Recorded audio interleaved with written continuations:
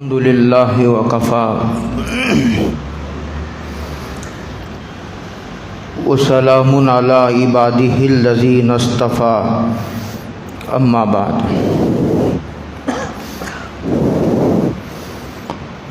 اعوذ باللہ من الشیطان الرجیم بسم اللہ الرحمن الرحیم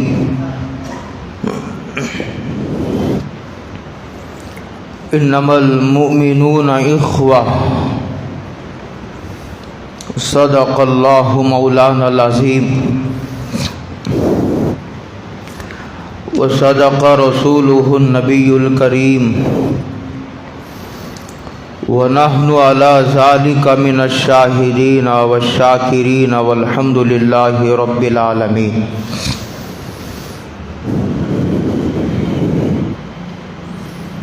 قابل قدر بزرگوں، دوستوں، بھائیوں، السلام علیکم ورحمۃ اللہ وبرکاتہ۔ گزشتہ 2 جمعہ سے آپ حضرات کی خدمت میں یہ بتانے کی کوشش کی جا رہی ہے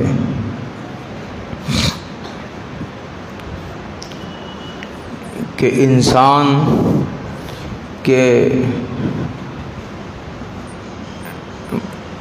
دوسرے انسانوں کے انسان پر ایک دوسرے انسانوں کے کیا حقوق ہیں۔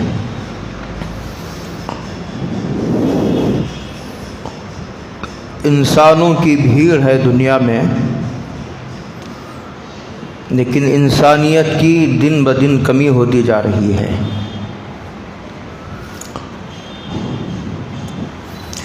انسان یہ عربی زبان کا لفظ ہے، یہ ان سے بنا ہے، الف نون سین۔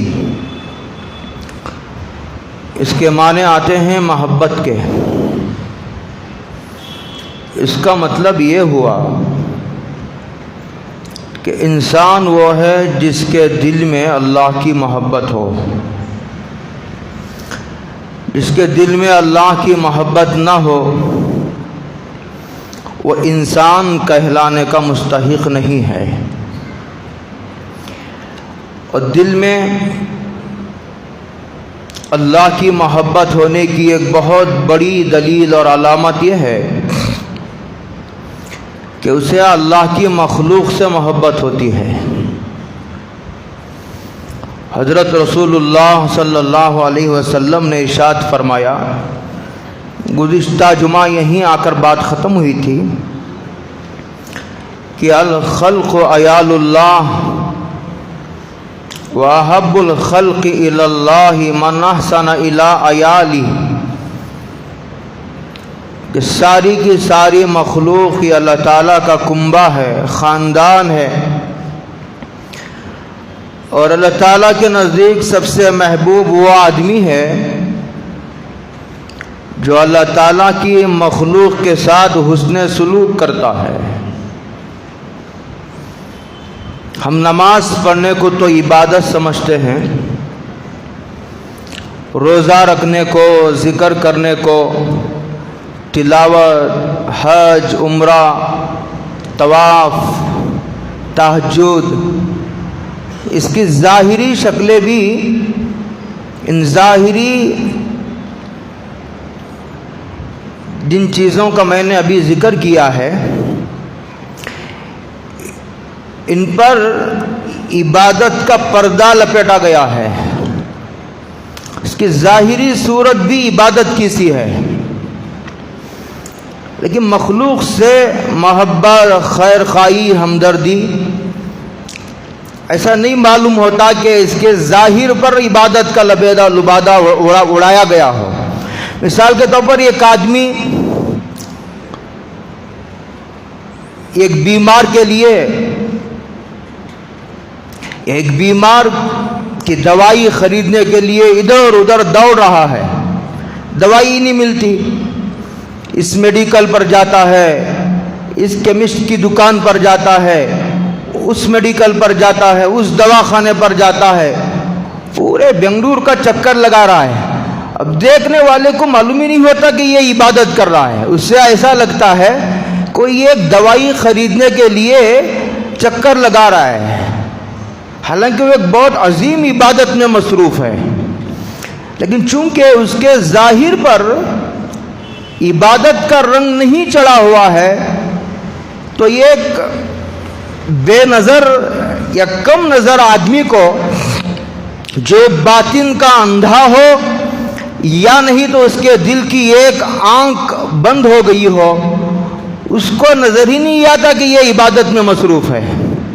بلکہ بسا اوقات لوگ تانا بھی دے سکتے ہیں کہ یہ کیسا شخص ہے کہ یہ دوائی کے لیے ادھر ادھر چکر لگا رہا ہے. جس کو حقیقت سے آشنائی نہ ہو وہ یہ اعتراض بھی کر سکتا ہے. اس لیے خیال ہوا کہ اس پر سے پردہ اٹھایا جائے. اس لیے 2 جمعہ سے یہ باتیں عرض کی جا رہی ہیں. گزشتہ جمعہ الترغیب و ترہیب حدیث کی ایک بڑی عظیم کتاب ہے علامہ منذری کی. اس میں حضرت علی رضی اللہ تعالی عنہ کی ایک روایت ہے جس میں عام انسانوں کے تقریباً 42 حقوق کا ذکر ہے. یہ دنیا دار الحقوق ہے اور آخرت دار الاجور ہے. وہ اجر پانے کی جگہ ہے، دنیا حقوق ادا کرنے کی جگہ ہے. یہاں ایسا ہو سکتا ہے کہ ایک عمل کا اجر نہ ملے اور آخرت میں آدمی کو افسوس ہو لیکن عمل کا موقع نہیں دیا جائے گا. تو تقریباً 20 چیزیں آپ حضرات کی خدمت میں عرض کی گئی تھی.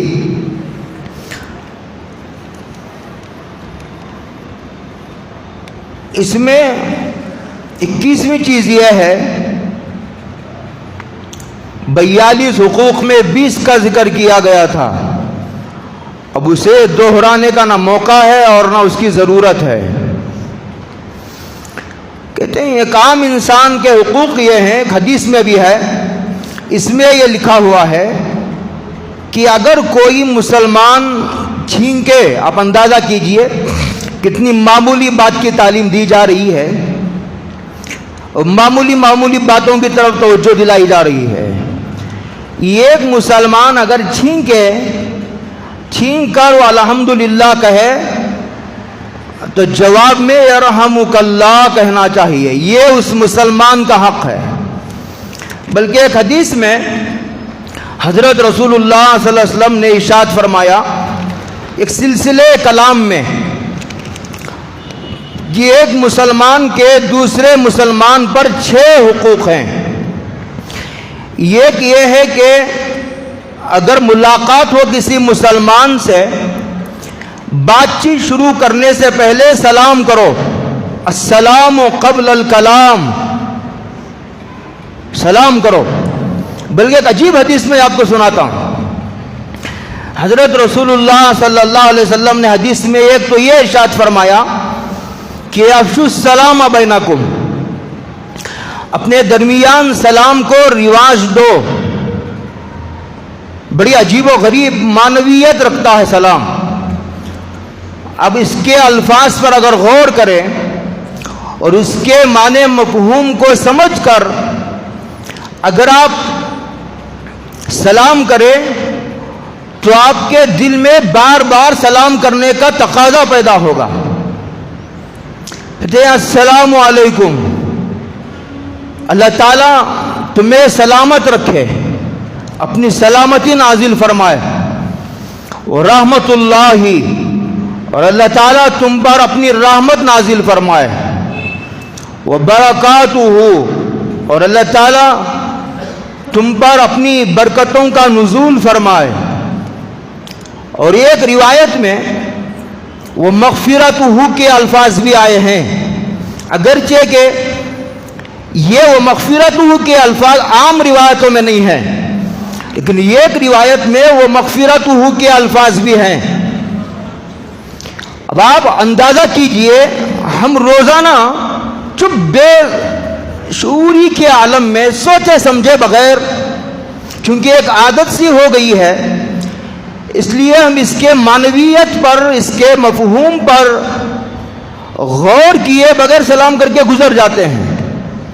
اس کا ترجمہ یہ ہے کہ السلام علیکم کا اللہ تم پر سلامتی نازل فرمائے، ورحمت اللہ اور رحمتیں نازل فرمائے، وبرکاتہ اللہ تعالیٰ اپنی برکتیں نازل فرمائے، ومغفرتہ اللہ تمہاری مغفرت کرے. اور سامنے والا بھی جواب دے. ایک روایت میں ایک اور اس سے بھی عجیب و غریب بات آئی ہے. حضرت رسول اللہ صلی اللہ علیہ وسلم ارشاد فرماتے ہیں کہ اگر کوئی مسلمان اپنے کسی مسلمان بھائی کو دن میں 20 مرتبہ سلام کرے، ایک مسلمان اپنے کسی مسلمان بھائی کو دن میں 20 مرتبہ سلام کرے، یعنی ایک ہی بھائی کو نہیں، اس کو بھی سلام کیا، اس کو بھی سلام کیا، اس کو بھی سلام کیا، اس طرح 20 آدمی ہو گئے سلام کرنے، جن لوگوں کو اس نے سلام کیا ان کی تعداد 20 تک پہنچ گئی.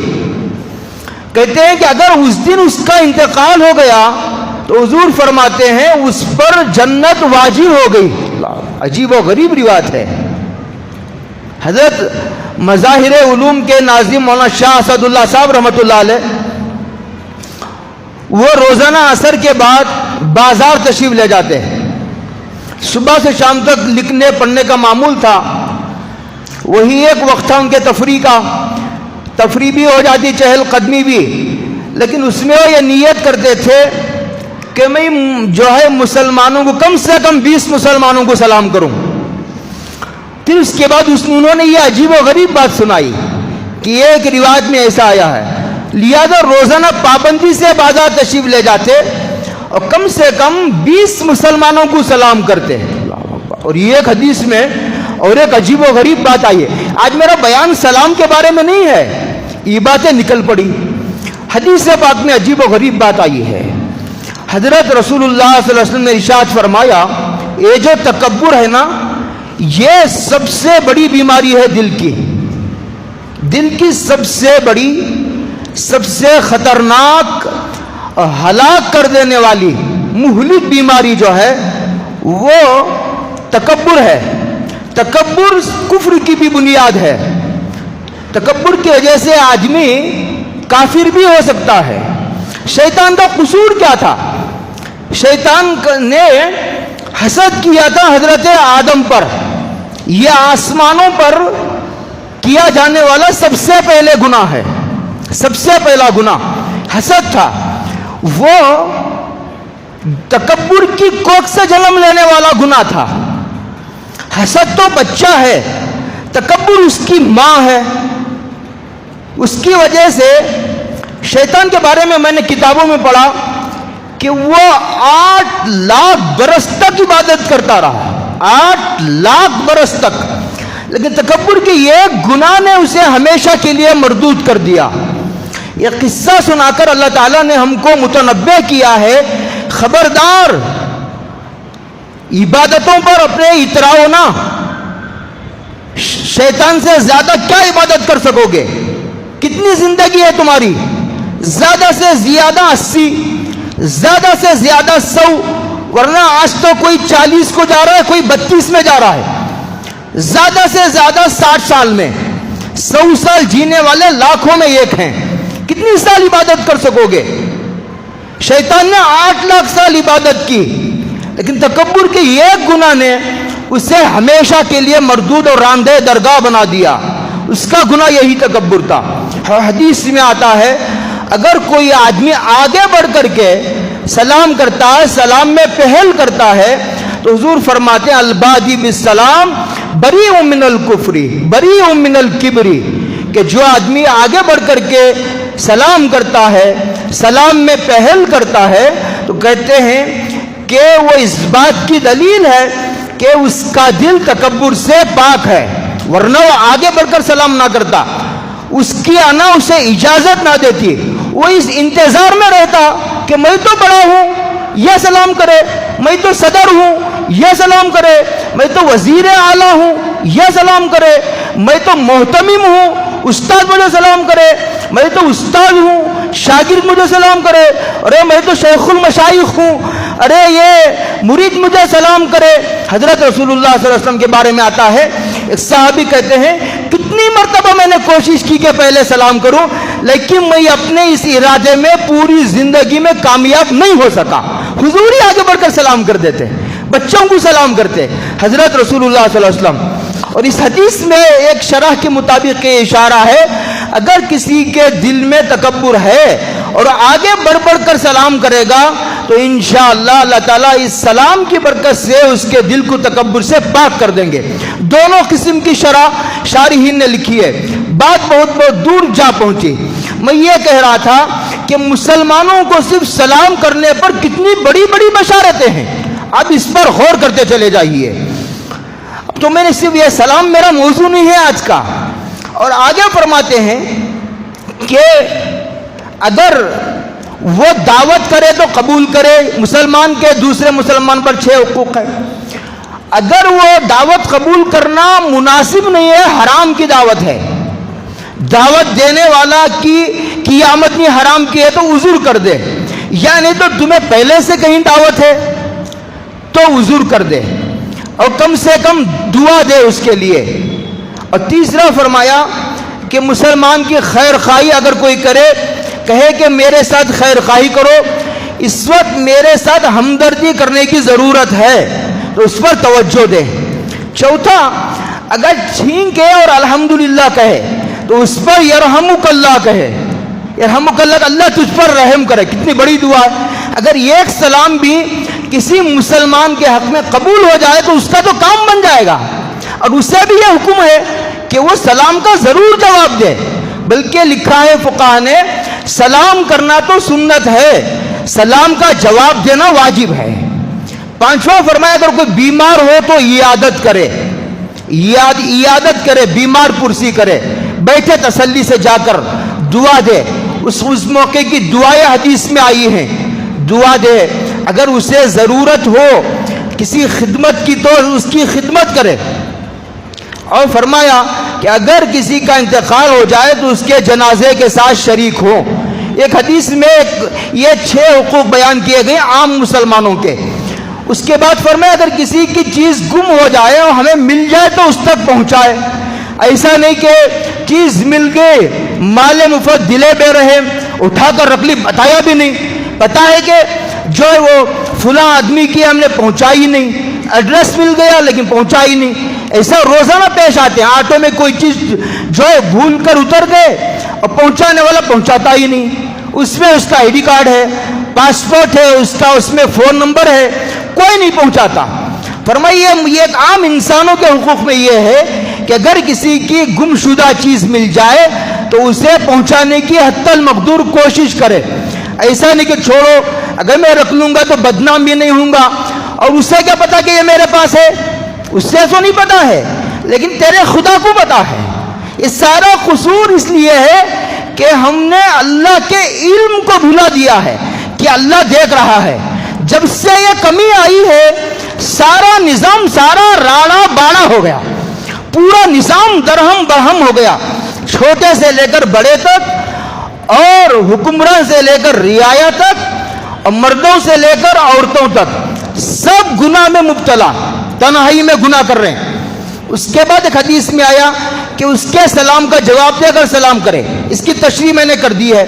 فرمایا نرمی اور خوشخلقی کے ساتھ اس سے گفتگو کرے، نرمی سے حدیث قرآن مجید میں اس مضمون کو بیان کیا ہے، وَلَا تُصَيِّرْ خَدَّكَ لِلنَّاسِ، جو اپنے چہرے کو پھلا کر لوگوں کے سامنے بات نہ کرو، کشادہ روی سے، خوش خلقی سے، کشادہ پیشانی سے، ہاں پرجوش استقبال کرے، سلام کرے حدیث میں۔ اور ایک حدیث میں یہ بھی آیا ہے، ابھی میں نے قریب میں حدیث پڑھی، ایک آدمی سلام کرتا ہے، سلام کرنے کے بعد جو ہے اگر کوئی آدمی اس کی خیریت بھی معلوم کر لے، ایک تو ہے کہ سلام کیا، اپنے السلام علیکم ورحمۃ اللہ وبرکاتہ. اس نے بھی جواب دیا, بات ختم ہو گئی. اور یہ کہ آپ نے سلام کیا, اس نے سلام کا جواب دیا. اس کے بعد آپ رک کر اس کی خیریت بھی معلوم کرتے ہیں کہ بھائی صاحب آپ خیریت سے ہیں, آپ کے کیسا چل رہا ہے کاروبار, کیا حالات ہیں آپ کے. حالات معلوم کیا. حدیث میں آتا ہے کہ حضرت رسول اللہ صلی اللہ علیہ وسلم فرماتے ہیں خیریت معلوم کرنے والے کو اللہ تعالیٰ 100 رحمتیں لکھ دیتے ہیں. عجیب حدیث کیا ہے حضرت رسول اللہ صلی اللہ علیہ وسلم کی. تو نرمی و خوش خلقی کے ساتھ گفتگو کرے, چہرہ پھلا کر نہیں. وَلَا تُسَيْرْ خَدَّكَ لِلنَّاسِ وَلَا تَمْشِ فِي الْأَرْضِ مَرَحًا. آگے فرمایا اگر اسے ضرورت ہو تو اس کے ساتھ احسان کرے. اگر وہ کسی آدمی کی دوستی کے بھروسے پر قسم کھا بیٹھے تو کہتے ہیں حتی المقدور اس کی قسم کو نبھانے کی کوشش کرے. یہ دوستی کا حق ہے, تعلقات کا حق ہے.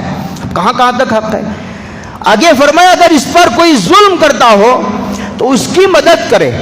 حضرت رسول اللہ صلی اللہ علیہ وسلم نے ارشاد فرمایا انصر اخاک ظالما و مظلوما.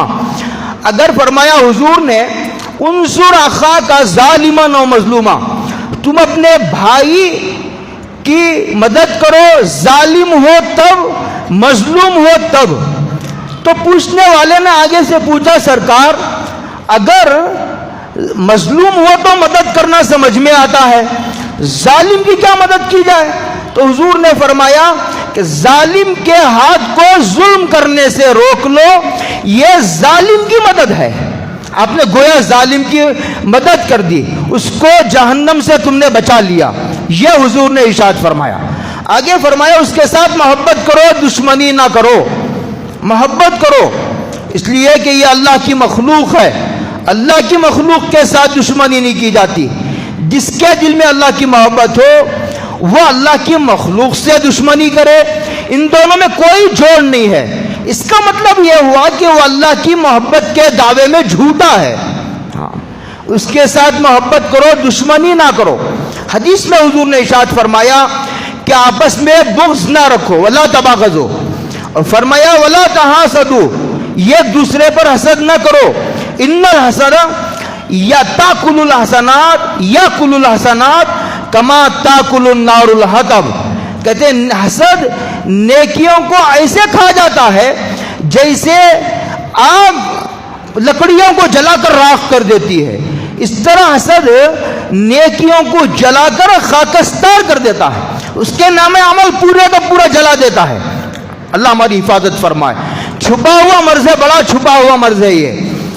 کہتے ہیں اس کے ساتھ محبت کرے, دشمنی نہ کرے, اس کو رسوا نہ کرے. ایک حدیث میں حضرت قرآن مجید میں بھی ہے, حضرت رسول اللہ صلی اللہ علیہ وسلم نے ارشاد فرمایا کہ جس آدمی, یہ تو ہے کہ کسی کی جاسوسی نہ کرو, قرآن میں ہے, کسی کے عیب تلاش نہ کرو, باقاعدہ نیت کر کے عیب تلاش کرنے کے لیے نکل پڑے نہیں. اور جو ہے کسی کے ساتھ بدگمانی نہ کرو. دلیل ہو تو الگ بات ہے, دلیل بے بنیاد بے دلیل کسی کے ساتھ بدگمانی کرنا گناہ کبیرہ ہے. اور فرمایا حضرت رسول اللہ صلی اللہ علیہ وسلم نے کہ کسی کی غیبت نہ کرو. اور یہ فرمایا کہ غیبت یہ ہے کہ کسی کے اندر واقعی کوئی عیب موجود ہے اور اس کے پیٹھ پیچھے اب تم نے اس کی برائی کی, یہ تو ہوئی غیبت. اور یہ کہ اس کے اندر وہ عیب موجود نہیں, اس کے باوجود تم نے اس پر عیب لگایا, اسے کہتے ہیں تہمت. اسے کہتے ہیں, یہ عجیب و غریب واقعہ میں آپ کو سناتا ہوں. امام مالک کے زمانے کا واقعہ ہے. زرقانی ایک شرح ہے, اس میں لکھا, یہ عربی کے بڑی معتبر ترین کتاب ہے. امام مالک تو امام مدینہ ہے. ایک عورت کا انتقال ہوا مدینے میں نہیں, ایک عورت کا انتقال ہوا اطراف میں کسی علاقے میں. تو نہلانے کے لیے عورت کو بلایا گیا. تو عورت جب نہلا رہی تھی, عورت کو نہلاتے اس کے ران پر جب اس نے ہاتھ رکھا تو جو سامنے والی ایک عورت اس کا جو ساتھ دے رہی تھی, دیگر عورتیں جو اس کا پردہ کیے ہوئی تھی, کہتی ہے کہ اس کی زبان سے یہ نکلا کہ اس عورت کے فلاں مردوں سے ناجائز تعلقات تھے، یہ اس کی زبان سے نکلا نہلاتے ہوئے۔ ایک مردے کی آبرو ریزی کی، اس عورت نے آبرو ریزی کرنے کی دیری تھی، وہ نہلانے والی کا ہاتھ اس مردہ عورت کی ران سے چپک گیا۔ عجیب و غریب اللہ کی پکڑ ہے، کسی کے ساتھ کبھی بھی ہو سکتا ہے۔ ایک حدیث میں آیا ہے کہ ایک آدمی نے کسی زمانے میں کوئی گناہ کیا تھا، کسی زمانے میں، اور بعد میں اللہ تعالیٰ نے اسے توبہ کی توفیق دی، وہ نیک بن گیا۔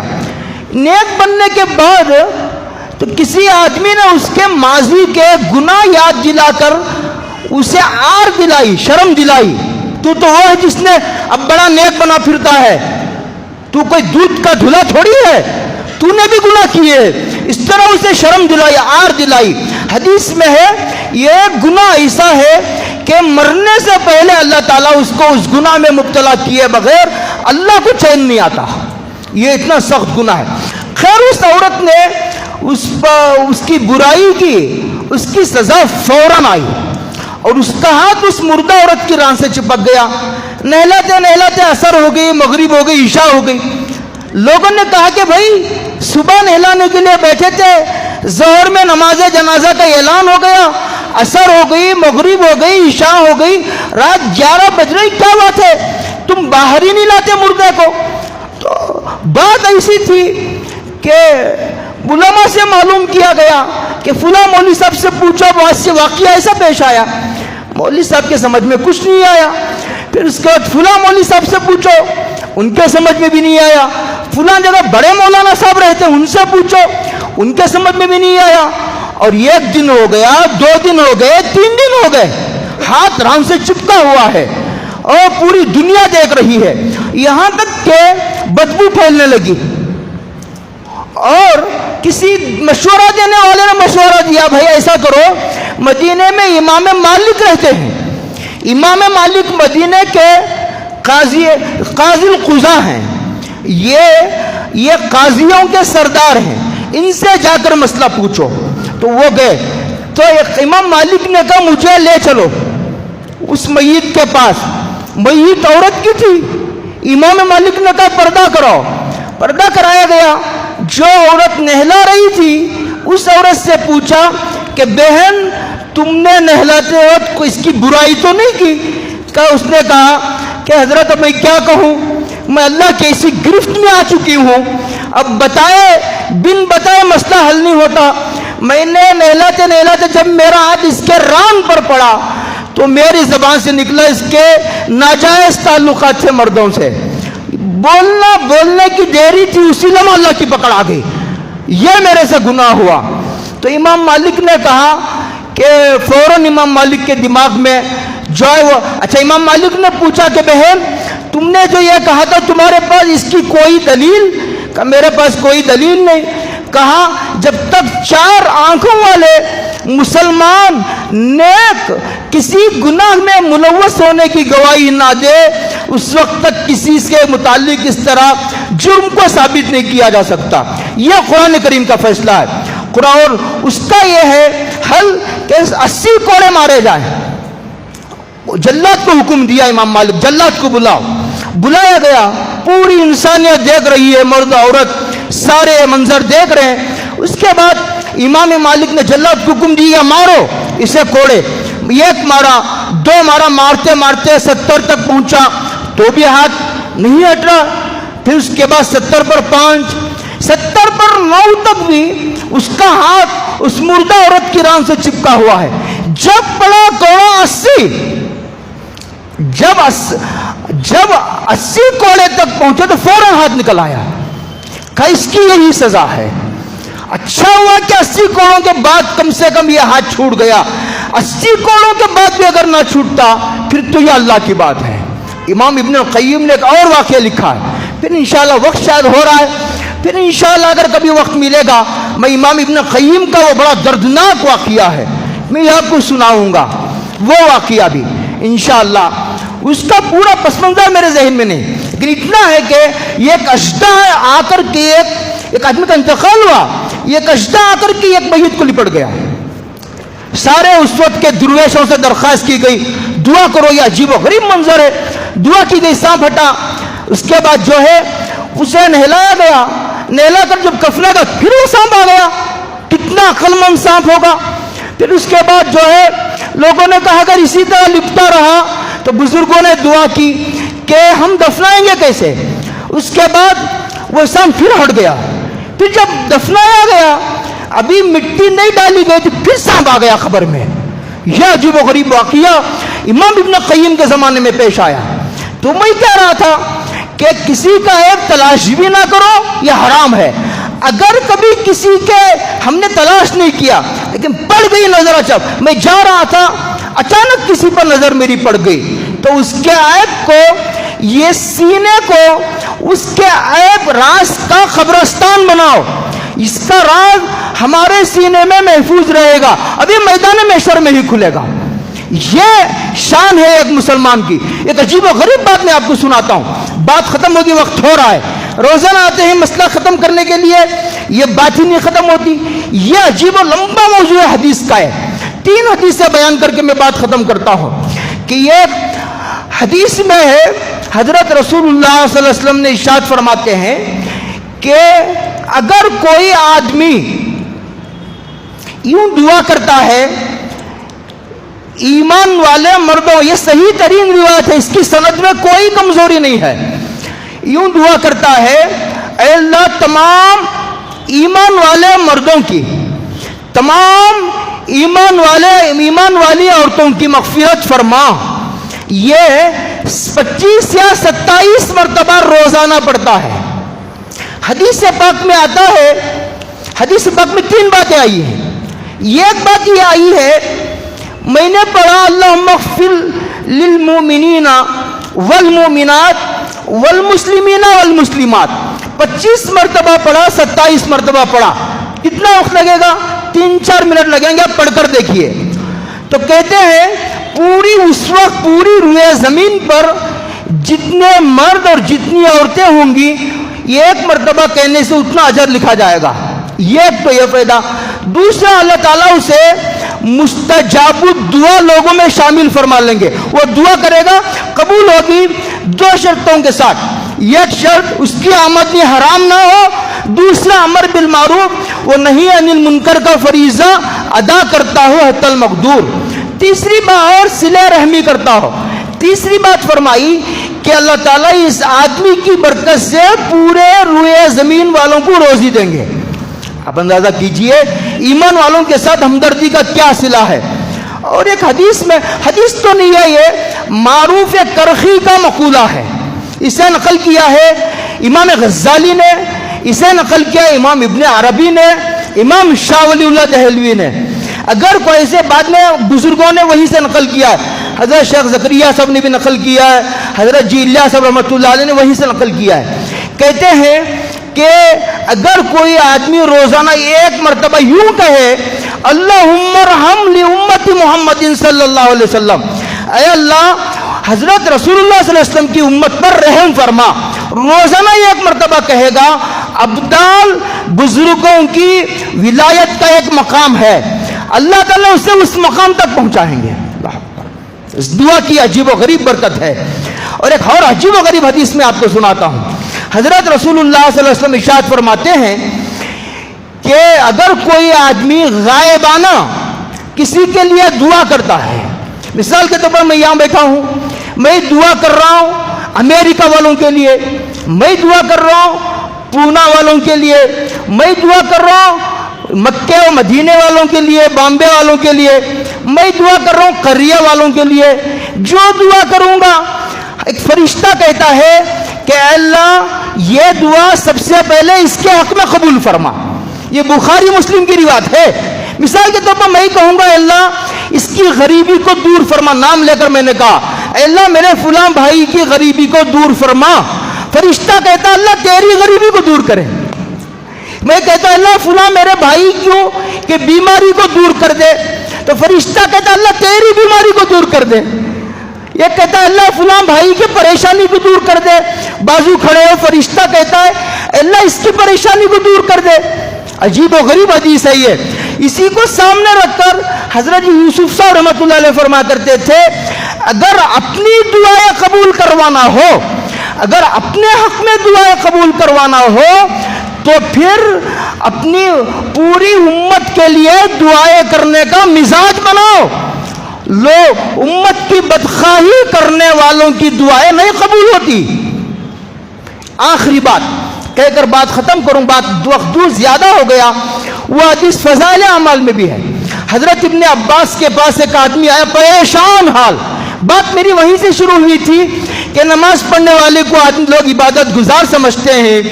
حدیث پاک میں ایک آدمی جو ہے وہ لوگوں کی ضرورتیں پوری کرنے کے لیے نکلا ہوا ہے، تو اللہ حضور فرماتے ہیں کہ اللہ اس کی مدد میں نکلا ہوا ہے، یہ لوگوں کے لیے نکلا ہوا ہے.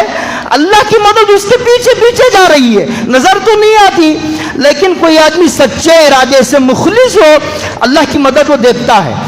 تو ابن عباس کے پاس ایک پریشان حال آدمی آیا اور اگر میں بہت پریشان ہوں، میرا قرض ہے. اور یہ بھی بڑا عجیب و غریب مسئلہ ہے، ہم مدرسوں کو دیتے ہیں، مسجدیں بناتے ہیں، یہ آدمی آتا ہے میرے اوپر قرض ہے، یہ آدمی روزانہ آ کر میرے پاس پریشان کر رہا ہے، مجھے میرا قرض ادا نہیں ہوتا، روزانہ سود لے کر جاتا ہے، کوئی قرض ادا کرنے تیار نہیں. مسجد کو دیں گے، مدرسے کو دیں گے، حج کو جائیں گے تو وہاں جن کی تنخواہیں 50-50 ہزار ہے وہاں کے غریبوں کو دیں گے، وہاں کے جو کام کرنے والے ان کو دیں گے. مدینے کے میں نہیں کر رہا کہ نہ دو، میں یہ کر رہا ہوں قرض جس کے ذمہ قرض ہے وہ بھی ایک بڑا عجیب بد ہے. قرآن کریم نے اس طبقے کو بہت ہائلائٹ کیا ہے، حدیثوں میں اس کی طرف توجہ دلائی ہے امت کے مالداروں کو. تو کہا میں ایک مقروض ہوں اور فلاں آدمی مجھے بہت ستا رہا ہے، میری بات ایک نہیں سنتا، آپ چلیے. تو ابن عباس کا اعتکاف تھا، اعتکاف. انہوں نے کہا چلو، ایک آدمی نے آ کر کے کہا تو چلو میں چلتا ہوں تمہارے ساتھ. انہوں نے کہا حضرت آپ کا اعتکاف ہے؟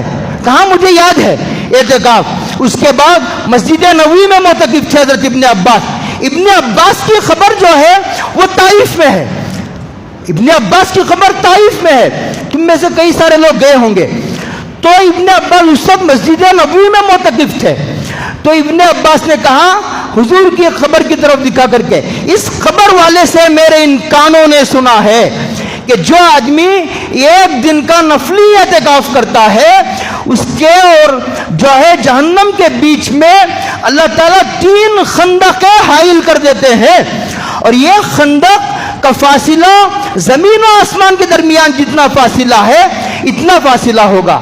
یہ تو ایک دن کے اعتکاف کا ہے، لیکن جو آدمی کسی پریشان حال کی پریشانی کو دور کرتا ہے اللہ تعالیٰ 10 سال اعتکاف کرنے کا اجر عطا فرمائیں گے. اللہ اکبر. پھر انشاءاللہ بہت ساری باتیں انشاءاللہ پھر عرض کریں گے. اور جو حج کا موسم آ گیا ہے، حج کی بات شروع بھی نہیں اور یہ مضمون ختم نہیں ہوتا، اس لیے ایسا ارادہ ہے کہ اسے تھوڑے 2 جمعہ روکیں گے اور حج کا مختصر تعارف کرائیں گے، کچھ فضیلت اور کچھ مختصر مسائل. اس لیے ابھی بیان نہیں کیا. مثال میں حج کیا مختلف جگہ ہوتے ہیں، جے نگر میں ہوتا ہے، رام نگرم میں ہوتا ہے، ماشاءاللہ بڑے بڑے علماء تربیت کرتے ہیں، تجربے کار علماء، اس لیے زیادہ ضرورت محسوس نہیں ہوئی. اور جو حج کو جانے والے لوگ ہیں ماشاءاللہ وہ وقت پر پہنچ جاتے ہیں اور سیکھنے سکھانے کا شوق و جذبہ بھی ہوتا ہے، اس لیے زیادہ ضرورت نہیں سمجھی گئی. دیکھیں گے انشاءاللہ، اللہ عمل کی توفیق عطا فرمائے.